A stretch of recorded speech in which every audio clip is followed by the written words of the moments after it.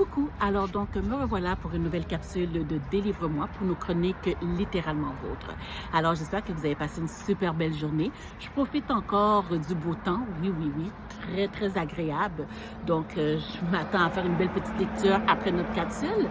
Donc juste avant de commencer, j'aimerais prendre le temps de remercier toutes les personnes et saluer toutes les personnes qui me suivent depuis le début de cette belle aventure et pour tous ceux et celles qui viennent de connaître ma page, bienvenue dans ma folie littéraire. Alors, de quoi que je vais vous parler aujourd'hui? Alors, donc, comme vous savez, depuis quelque temps, je suis très dans la littérature négritude. Oui, quand on parle de littérature négritude, on parle tout ce qui est au niveau afroculture. Des auteurs un peu partout, culturellement parlant, aux afro-descendants, comme les Aimé Césaire, comme les Maya Angelou, comme les James Baldwin, les Edwidge Danticat de ce monde, donc tout ce qui est attrait à culture, culturelle, afro-descendant ou pas, les Toni Morrison et compagnie. Alors donc, la semaine passée, pendant que j'étais en train de zioter les nouveautés de la bibliothèque Julio Jean-Pierre, qui est un autre auteur de Saint-Marc, un haïtien, je tombe sur une autrice que je n'ai jamais entendu parler. Donc, je nomme Fabienne Josaphat. Donc, une haïtienne, d'origine haïtienne, qui réside présentement aux États-Unis. Donc, une similitude avec notre cher Edwidge Danticat. Alors donc, je suis tombée sur le livre À l'ombre du baron. On s'entend que lorsqu'on parle du baron, on fait référence au Duvalier, donc Duvalier père. C'est une histoire qui se passe dans cette époque-là, dans l'époque du Valieris, où est-ce que la terreur était là pour toutes les personnes qui avaient une pensée politique différente que du président qui était au pouvoir à cette époque-là. Alors donc, c'est l'histoire de Raymond, chauffeur de taxi, bien modeste, avec sa petite famille, donc qui essaie d'aboutir à ses faits de moi et qui prend sur la route un journaliste quand même assez reconnu que lui, il est à la fuite, il se fait traquer par des tontons macoutes, la milice. Alors donc, du coup, sauvé. Donc, Raymond, lorsqu'il rentre à la maison, raconte ses aventures à sa conjointe qui prend peur, décide de le quitter et prend la fuite avec ses enfants. Raymond qui est un petit peu désarçonné de la situation, donc qui se gouffre dans une tristesse.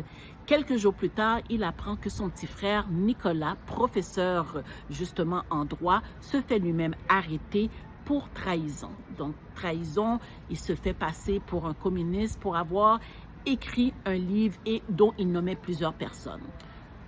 Tout ça pour vous dire que Raymond prend la décision de, au lieu d'aller rejoindre sa famille, prend la décision d'aller sauver son frère des gouffres, des murs, de la mort qui l'attendait à Fort-Dimanche, la fameuse prison où est-ce que on devient des zombies, on devient errant, on n'est plus personne, on n'a plus d'identité. Alors donc, c'est un combat de survie, c'est un combat d'idéologie, c'est un combat où est-ce que on essaie de comprendre la souffrance qu'un autre humain peut donner, peut faire subir à un autre être humain.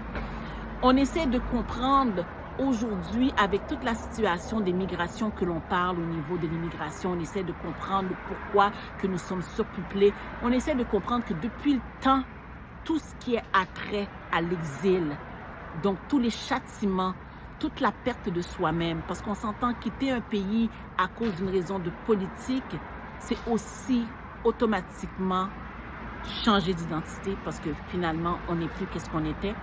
On oublie même parfois son nom. On oublie parfois tout simplement d'exister.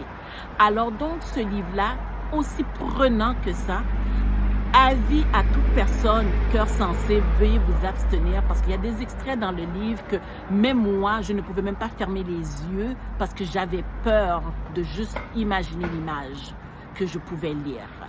Une belle plume, très explicite, donc à prendre vraiment en considération lorsque vous faites la lecture de ce livre-là, on apprend beaucoup de la situation justement qu'il y avait dans le temps et peut-être même de qu'est-ce qui se passe encore aujourd'hui. Alors je vous laisse là-dessus, un livre que je donne 5 sur 5, oui, de Fabienne Josaphat. à l'ombre du baron. Donc, se trouve un peu partout, même à la bibliothèque aussi, parce que moi, c'est à la bibliothèque que je l'ai trouvé. Alors, donc, moi, je vais continuer justement à me prélasser dans ma nouvelle lecture. Puis là, je vous promets, la prochaine, c'est pas mal plus léger, je vous le promets. Alors, donc, on se voit peut-être pas demain, peut-être une autre fois.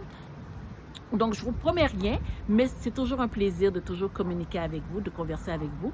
Donc, n'oubliez pas d'aimer ma page, de la partager et surtout, surtout, de me faire des suggestions. Alors, sur ce, je vous fais la bise. On se voit bientôt. Bye bye.